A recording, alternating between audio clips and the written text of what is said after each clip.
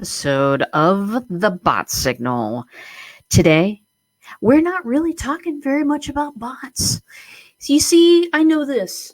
I know that everyone else's life is not just made up of chatbots. My life, yes, but in every entrepreneur's life, there's those big decisions. Which platform do I devote my time to? What's going to be worth it for me? And what do I need to be doing on that platform?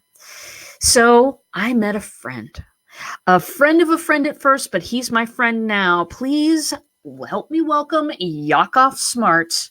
That last name doesn't lie. Welcome, Yakov. Hey, so good to be here.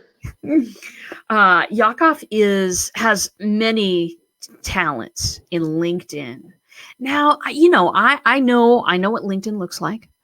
I at one point when I was doing a lot of networking meetings, it was, it became a place that I checked on the regular, but it's never really been a place that I have planted a flag and explored. So I'm going to be learning right along with all of you as to, what's going on here, what this is, and what we can do.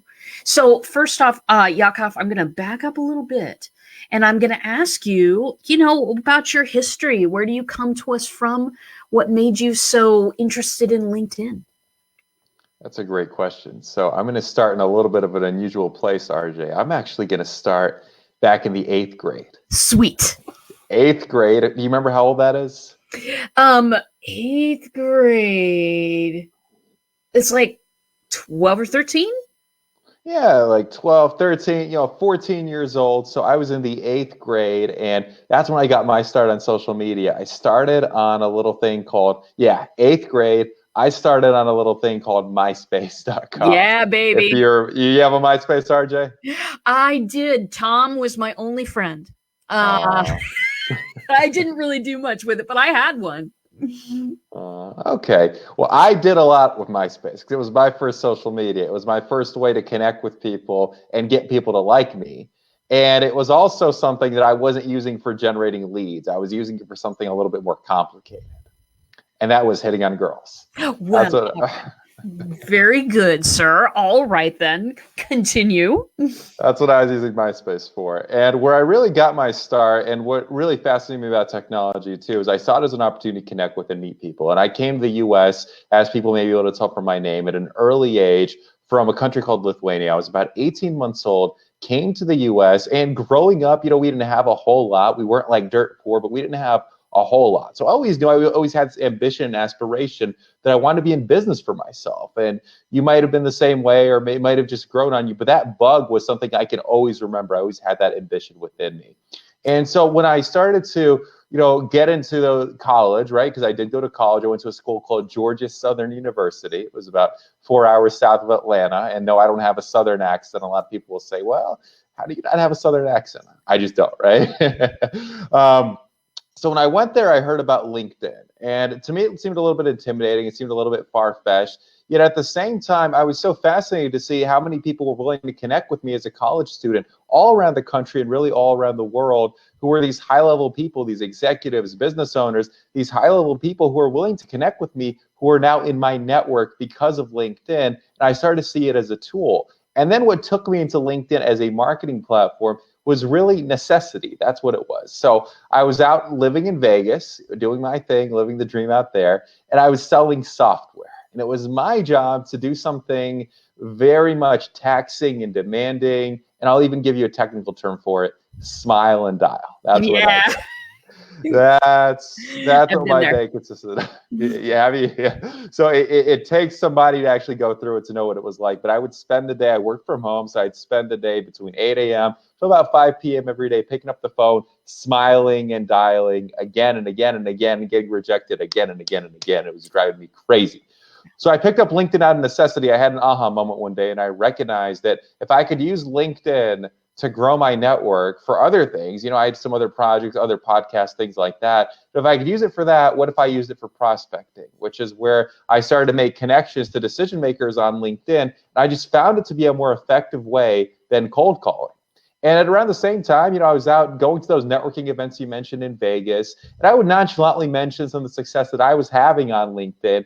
And business owners would look at me kind of funny, and they would say to me, hey, I've had this LinkedIn profile for years. It just kind of sits there like a resume platform. You mean to tell me I can actually use it to get new business? I said, well, if I'm doing it, let me show you how. And so I started taking on clients, turning it into a business out of necessity. And I've been building this ever since. And now I'm here out in Scottsdale, Arizona. I've certainly come a long way. Wrote a book a little while ago called Disrupting LinkedIn, which is a guide to a new way of using LinkedIn to generate leads and get clients. And these days, whether it's putting on events or working with people individually or really giving them systems and processes, it's about giving business owners a new way of using LinkedIn to attract clients consistently and put themselves out there in a way that positions them as that authority that they want to be. That's very, very interesting to me because I know there's a treasure trove of information on LinkedIn. I absolutely know that. What I, just as a small business owner, the questions that I have are, how do you connect? When's right to connect? What's the protocol? Is it, because I've heard so many things about LinkedIn, and I'm sure you've heard these things too. Is it just, a platform for HR people? That's what I was told the first few years that it was going on. A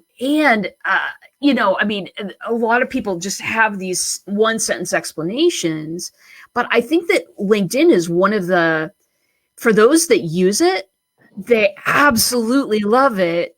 And most people don't consider it that much of a social platform. What do you find when you're talking to people out there in LinkedIn? What are some of the greatest misconceptions that people have? Oh, there's a lot. The first one is the one that you just mentioned about it being only a resume platform. And the truth of the matter is this: if you're a business owner or you're wanting to use LinkedIn as a marketing or prospecting tool, you can reach your audience directly on LinkedIn, completely get past the decision makers and reach them right on this device, reach them right on the cell phone that's right in their pocket, and start building a relationship immediately. That's the flat out biggest misconception. I don't care if your audience is affluent. I don't care if they're hard to reach. I don't care if they're a sub niche or subculture based on an interest. You can reach those people directly, or worst case, you can reach people who have access to thousands of the people that you want to reach, potential referral sources. So you can get so much out of LinkedIn. You just need a system in place and be able to work the system.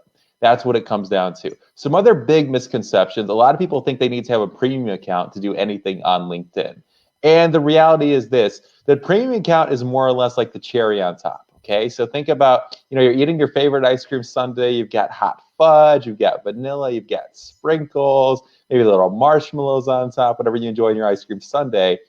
And then, of course, you have the cherry on top. So if you just bit into the cherry, it wouldn't taste like an ice cream sundae. It would taste like a cherry, which is the mistake a lot of people make with premium accounts on LinkedIn. They'll go and they'll get a premium account, and they'll expect to have bought the cherry to all of a sudden reap the benefits of the ice cream sundae, and it doesn't do much for them. So you don't necessarily need a premium account to succeed on LinkedIn. It certainly helps once you have your foundation in place. But what it comes down to is, again, having that system in place. Then the premium account is like the next tool. It's the next level for the advanced strategies. And it functions very much almost like its own CRM, really powerful tool. I personally have the Sales Navigator account. That's the one I'd recommend for people if they're going to go and get a premium account.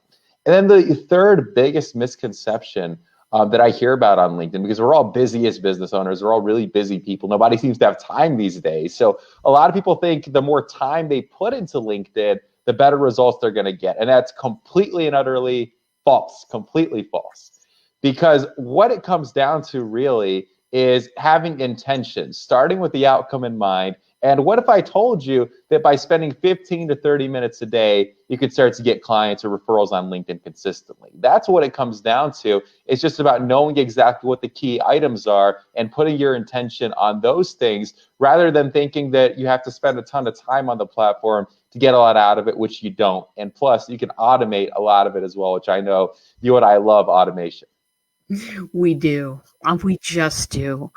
Some of the automation that's currently on LinkedIn, a lot of the, this person just got a new job, say congratulations. that sort of automated messaging is turning people off.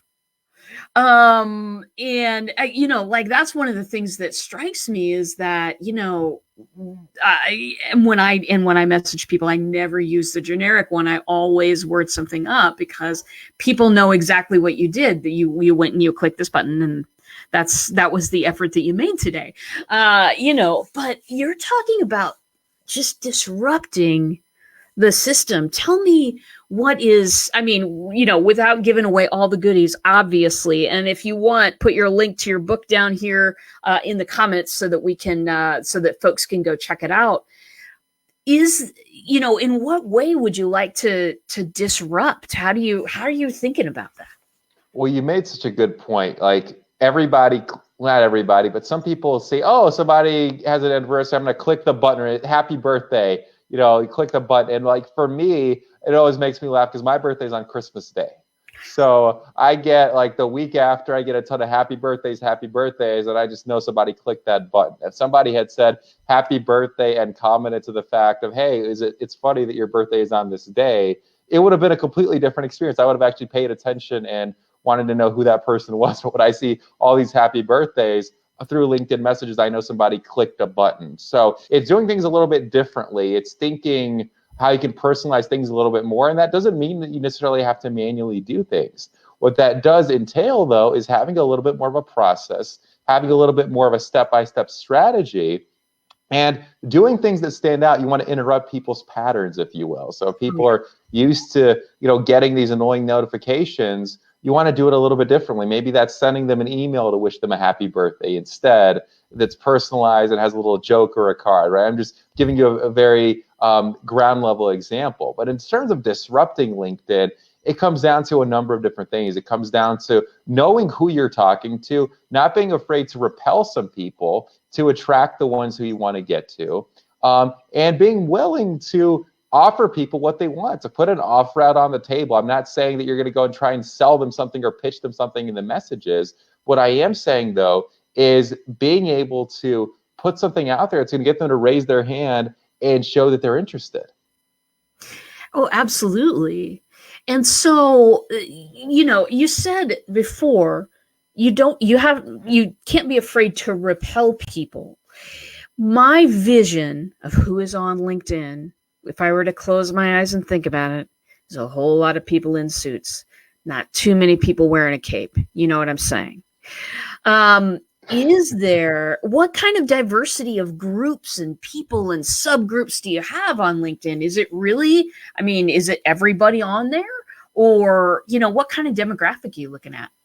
Well, you'd be surprised because people are there in different capacities. So I think there are some people who like to wear capes on LinkedIn. Now, they may not be the most active users. They may be. You'd be surprised. People are spending more and more time on LinkedIn. There's over 600 million users across the world. So you're going to get a really wide variety. There's about 130 million accounts here in the US.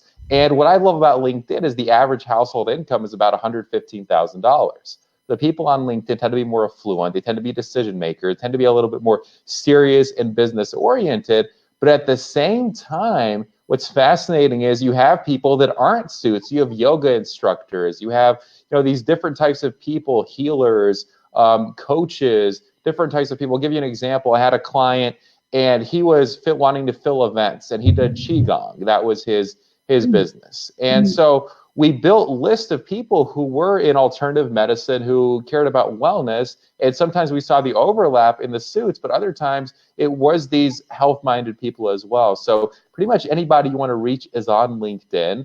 And there's just so many different types of people there. And what's great about LinkedIn as well is user activity is just up, up, up. So in the last quarter alone, user activity was up by, I believe, 33%. And this is according to LinkedIn. And what's also really crazy about it, too, is Microsoft bought LinkedIn a few years ago for $26.2 billion. Yeah. And since buying LinkedIn, they've completely revamped it to where now it's more user-friendly. They want more people spending more time so that they can sell more advertising. So you're seeing a lot more diversity on LinkedIn. It's not just suits anymore. And even a lot of the suits who are on LinkedIn, they still want to be entertained. They want something that's a little bit different.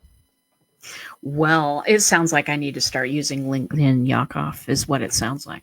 That's fascinating. You know, one of the really fascinating things about LinkedIn for me is that a way long time ago in a land far, far from here, I used to work for a company that sold information information about people. And it was all, it was all publicly gleaned or whatever, but it was email addresses, certain demographics, name, phone number, all of that kind of stuff. It was basically salespeople would come on and download a list. And generally, by the time they worked the list, 70% of it was bad information. LinkedIn, people are self-interested in keeping that information correct. You're not going to find that anywhere else. And that to me is an incredibly powerful tool. Then, if we have people that are updating and people, there's some empty profiles out there, but a lot of people who are on there are very interested in engaging in keeping that information current, which saves you a lot of time. I think. Excellent. So what makes you passionate about LinkedIn? Well, it's still a gold mine. It's still an untapped opportunity for a lot of people. And what's really fascinating is a lot of people are still talking about Facebook, and everybody wants to figure out Facebook ads and all these different things and all these different gimmicks. Well, when you look at strategically, when you start to think about LinkedIn, you start to look at the opportunities there, you start to notice the types of people that are there, how accurate the data is.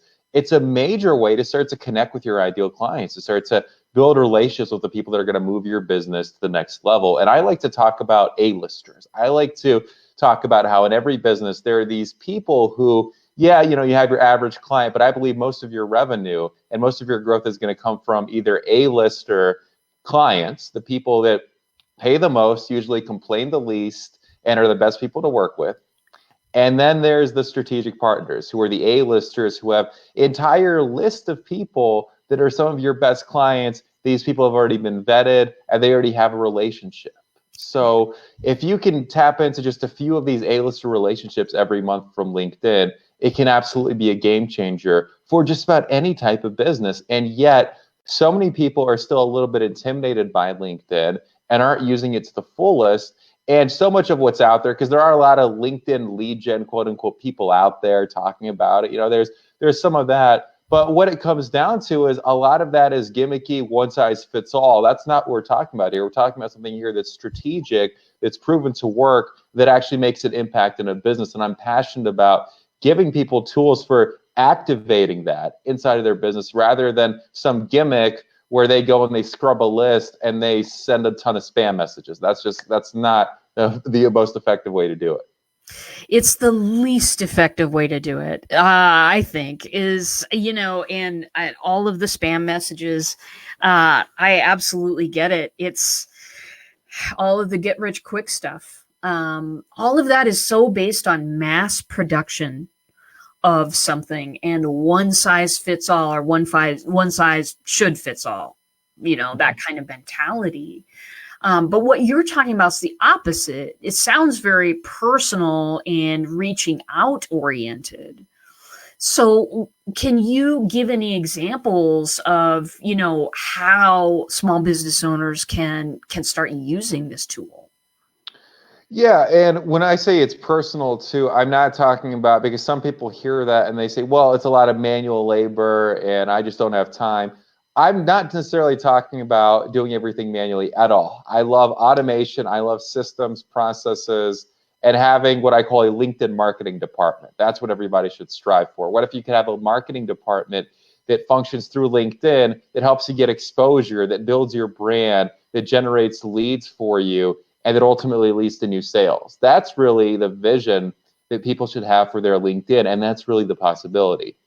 Now, in terms of examples, right, we're talking about, different content. We're talking about multi-step messaging. We're talking about getting people to raise their hands. So, I could give a number of different examples. It depends on the business. And RJ, I mean, let me ask you, are most of the people watching this, are they coaches, consultants? I mean, I want to make it really a relevant example here, because there's a lot of different ones I could give. Most of the folks watching today are entrepreneurs, some coaches, authors, coaches, and speakers. Those are a lot of my clients. Mm-hmm. And then, of course, we have folks that have been clients before and all of that. So I'd say entrepreneurs first, but the real main is authors, speakers, entrepreneurs, coaches. Yeah. Okay. And I know we have a chat here too. So if it's all right with you, RJ, if somebody wants to chime in and tell us the name of their business, we can do a quick example just off the cuff. So if you're in the chat box right now, just comment, tell us who you are, name of your business, type of people that you might want to reach on LinkedIn. We can do a live example. I think that'd be a really neat thing. That'd be great. Yeah. It'd be just great. Awesome. And you were talking about Facebook earlier. Do you find that there's a wave of people moving from Facebook to LinkedIn? I think most people are on both. I think a lot of people won't talk business on Facebook anymore. They're just so inundated with ads that they don't want to have those conversations on Facebook. And I have several clients that just say, well, if I'm gonna use social media, I'm gonna use LinkedIn. And these are serious business people who actually have money to spend, which is the types of people that we want to work with. So I think a lot of people have become a little bit disgusted by the way Facebook's handling privacy and all these different things. It's become an issue where, especially a lot of millennials, just aren't on Facebook anymore. Whereas on LinkedIn, we're talking about everybody wants to be there, and you can start to build that relationship as more of a trusted advisor. So I think the timing is very fortuitous, and LinkedIn tends to be a place where there's a lot less saturation right now. Well, there's some saturation, but when it comes to the right marketing, that actually works, there's a lot less saturation on LinkedIn than there might be on Facebook. So it can be very advantageous. And we'll jump right into an example, if that's all right with you. So we have Teresa, and Teresa, forgive me, I may not be pronouncing your last name the right way. But it looks Polish to me, so I like a nice Polish last name. So Teresa, the Creative Campus, I work with parents and caregivers of kids under the age of 10, right? So that's fascinating, Teresa, because obviously those kids are not on LinkedIn, right? Surprise, surprise.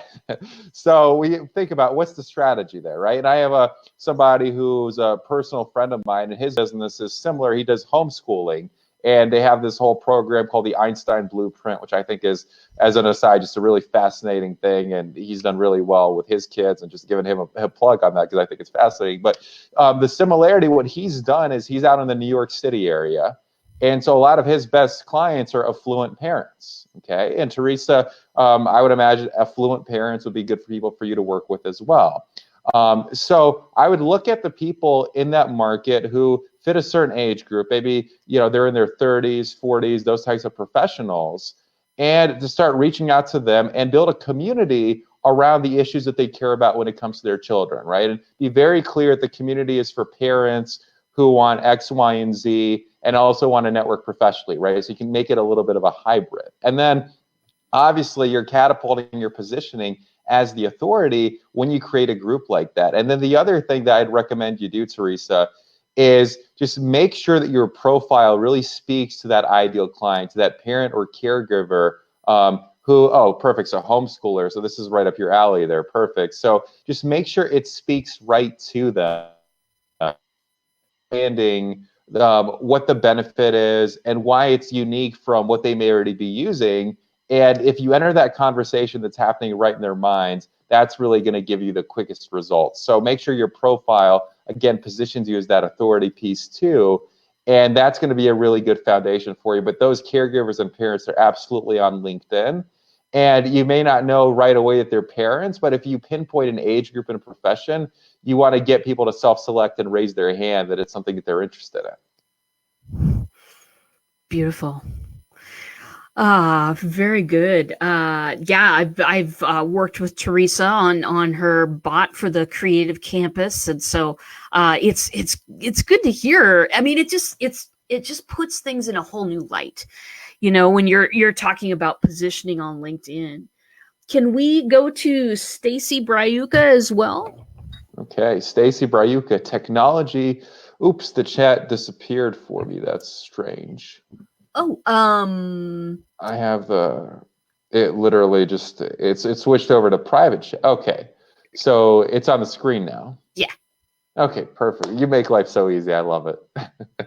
So, Stacy Bryuka, technology productivity coach, would like to reach early entrepreneurs who want to leverage automation to shift small tasks to free up their time, which is everybody, right? Everybody wants to have more time in the day, especially the people that are frustrated. And I've been there before. So I would say you start with their frustration, right? You know, in the resources you're offering, in the way you're positioning yourself, you speak to that frustration and you start to show them maybe they know that there's some automation, but you're somebody that you can do a lot of the work for them in saying, hey, you know, and I'm not sure how your services work or what your model is, but just like having that light bulb moment go off where they realize, oh, shoot, I have a problem. I need to do something about time management or I'm going to be stuck in this place. Okay. So I would focus on that in your profile copy and the way that you position yourself, your headline, your summary, your messaging, and then offer them something right when they connect with you. It's all right to make an offer. You don't have to offer them a strategy session necessarily, but say, hey, you know, I've got this free resource that has these tools, or you know, we've got something that's available. Would you like one? Would you like a copy? And start that conversation. Get them to raise their hand, and that they can relate, and then that leads to a further discovery of what they'd be interested in. But for everybody, you know, regardless of what business you're in, and you know, we've got Stacy and we've got Teresa and we've got some other people who are on live. I'm going to give you the spot formula for being able to do this. This is as formulaic as we can get on this call right now, because it applies to just about any type of business on LinkedIn. The S, you want to start with your list. Okay, so a lot of your success is going to be determined by the quality of the people you're reaching. If you're not reaching the right who's, then you can have the best messaging in the world. It's not going to work as well. Okay, so you start with your list. Build, like Stacy, you're looking for early entrepreneurs, so you want to go by company size. If I were you, I'd look at different niches on LinkedIn that are going to have an interest in this, right? Or better yet, who are like some of the people that you already work with. That's usually a good starting point. The P is positioning yourself to play the part, like we talked about with your profile. The O is offering them what they want. And that's starting the conversation. Hey, you connect with them. Now you're offering them something that's of value, that's free, really easy thing to say yes to. And then the T is figuring out how to strategically transition the relationship into either a strategy session or into them buying through your link or whatever the next step is for them. And also, I want to encourage you to work backwards from the offer and start to really reverse engineer that. Nice. That's the spot. I like that a lot. Um, and you said that people often kind of assume that this is a heavily manual process. And you've also mentioned that there are ways to automate parts of this. Would you like to go into that? Yeah, and there's two types of automation. There's the robot artificial intelligence automation, which you and I both really enjoy. Yep. Yes. And then there's the human automation. And I say that in the sense that if you give somebody a script or a template, okay, and you have them implement it for you, that's the human automation component. Also, if you're looking at, you know, you want to keep your metrics. It's all about the numbers. So you want somebody ultimately doing that for you and knowing what metrics are going to be your success indicators. And what I like to do when I work with clients too is if somebody's having an issue or, you know, we're not quite getting the results we're looking for, you know, you can take a look at the metrics and they tell the story. Okay. That's what it comes down to. So those are the key things to have in place, both the automation and the human automation. Different tools, I mean, there's a plethora of them. Somebody can look them up, but I would caution you against having like a Chrome extension. Those things get flagged on LinkedIn. So if you're going to use an automation tool, just make sure that it's cloud-based That's my big word of caution. And again, some are better than others. They change sporadically as well. So just do your due diligence. I wouldn't recommend a certain tool on a live stream like this, but I would say definitely do your due diligence and know. And also, if you're going to do any sort of automation, don't get carried away. You know, if you start sending 500 connection requests or messages a day, you're not setting yourself up to be in a good place. So just proceed with caution, do your due diligence, and understand that you need a combination of both robot automation and also human automation. Yeah. That I actually, somebody had sent me a LinkedIn tool. I think it was late last year, and they were like, "Hey, does this work like your bot works?" That's the question that everybody has for me. And so I was looking at it. It looked pretty good. Looked like it was. Look, I mean, I had some good thoughts about it, but then I read, and this is something, audience, that you'll hardly ever read, but this is part of due diligence when you're checking out a tool. I read the terms and conditions, and I read that, that this, I read a whole lot of statements that this was experimental. I read a whole lot of statements that if this software caused you any trouble, it's completely your responsibility, that they have no responsibility if you use this tool. And I'm like, that kind of made me think, stay away from that one a little bit. And then I was reading in some articles how it was, they made it go away because it was doing bad things. So when we say do your due diligence, get the caffeinated beverage. It must be warm, and there must be a lot of it. And read through your terms and conditions, because there are some important things there. Everything you read before that is marketing language, and everything you read after the terms and conditions, that's it's important stuff, even if it is just a tiny bit boring as well. But what an interesting foresight. Yeah. What do you think people's fears are? I think that here's a fear I've heard, and then we'll get to, some fears that you've heard. One of the fears that I've heard are, since it's a business platform, people are much, much more afraid to put one foot forward because they might step on the wrong place. They might do the wrong thing. They might appear badly. And when it's in person, when it's on Facebook, that's one thing. Nobody cares about it 3 seconds later, unless it's really serious. But when you are representing your business and you put a wrong foot forward, that could be stuff down the line. Is that a fear that you've heard people have? I think that fear comes around different types of marketing too, not just LinkedIn, because putting yourself out there, people are even like something like being on video. What if I look stupid? Or what if I look mean, right? So I think we all have those internal voices and those things, especially when something is new. And I think the easiest way around that, what I personally do, is to find somebody that knows what they're talking about, to see what's working, and to model it. There's two ways to do it, right? You can model what's working and actually implement something, or you can guess and procrastinate, I think. So I would choose the first way, and I'd recommend the first way for everybody as well. And then, the fact it is a business platform, but there's a lot of people making idiots of themselves on LinkedIn. I want to be completely clear that I see it all the time. So, I mean, there is... Trust me, it's not like everybody is this perfect person who's got their stuff together. That's just not the case. We're all humans, okay? So if you're gonna think about LinkedIn, you want to think about the upside, right? Of the people that you want to reach, how to use it to grow your business. And if it seems a little bit far-fetched, if it seems a little bit intimidating, it's because you lack clarity on the strategy, or more importantly, what are the things that you need to do specifically? So I'd recommend that you go out, you get the clarity, and listen. Something is better than nothing. Even if you're not going to do everything immediately, if you just take the first step, and if you just took some time today on LinkedIn and started to look at your profile, or started to think about who you wanted to reach on LinkedIn, or what outcome you would want to get on LinkedIn, if you just started to take those steps, you'd move yourself in the right direction. So that's what I recommend for people. And obviously it's a big window of opportunity right now because it's changed so much. Sooner rather than later, everybody's going to just like saturate it like Facebook ads are, for instance.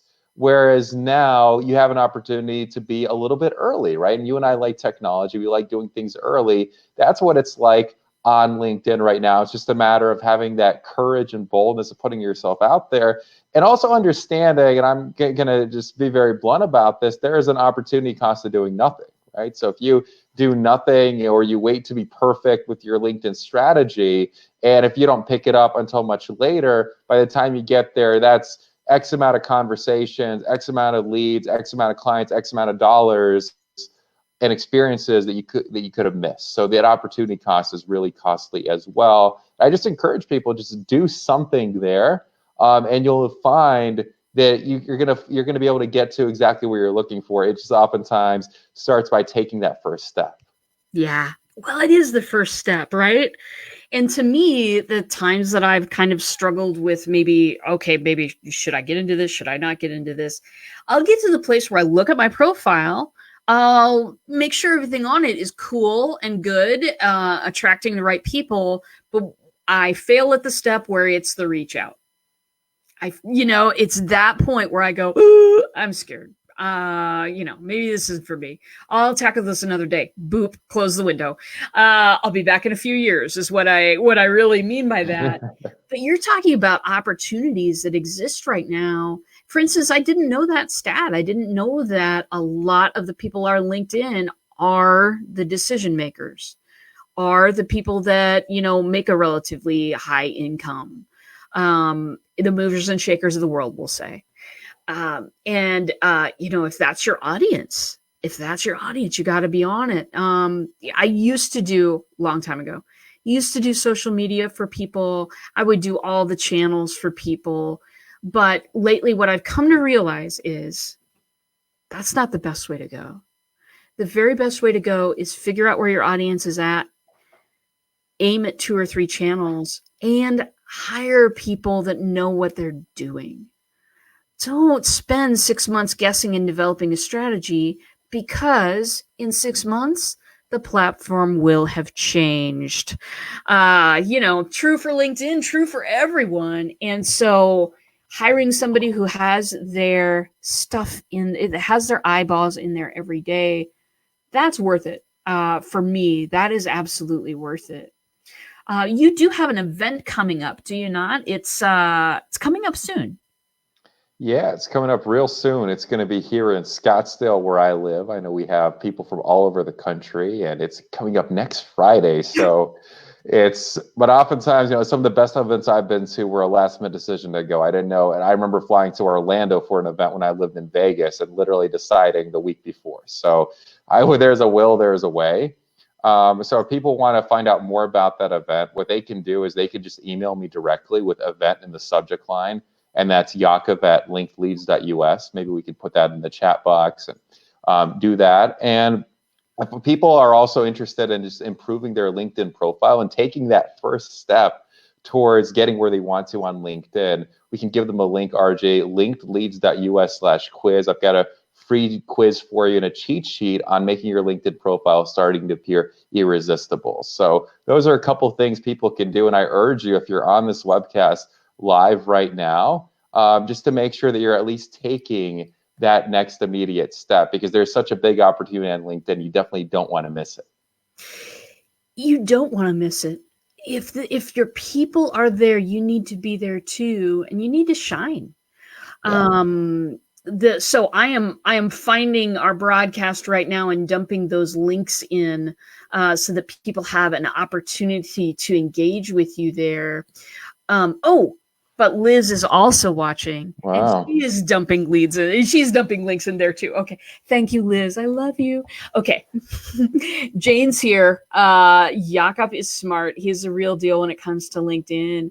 I really feel that. I mean, the first time that I met you, it was like, look, there's a treasure trove of information that most of us don't take any advantage of, because we've got a certain impression of LinkedIn that maybe was made years ago.